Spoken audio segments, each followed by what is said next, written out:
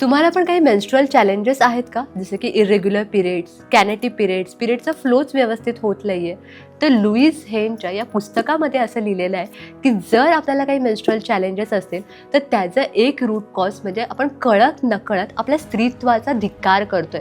म्हणजे मला मुलगी म्हणून जन्म का मिळाला असं सतत डीप डाऊन जर आपल्याला प्रश्न पडत असेल, सतत आपण कुठल्या तरी गिल्टमध्ये राहत असू, कुठल्या तरी भीतीखाली राहत असू, तर त्याचा डायरेक्ट इम्पॅक्ट आपल्या स्त्रीत्वावर म्हणजेच आपल्या मेन्स्ट्रुअल सायकलवर होतो.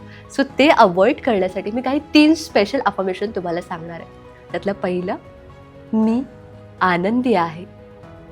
मी स्वतःचा मी जशी आहे तसा पूर्ण स्वीकार करते. माझं हार्मोनल सिक्रेशन बॅलन्स आहे. हे अफर्मेशन्स रोज सकाळी उठल्यावर तुम्ही आरशात डोळे घालून प्रेमाने स्वतःला बघून म्हणा.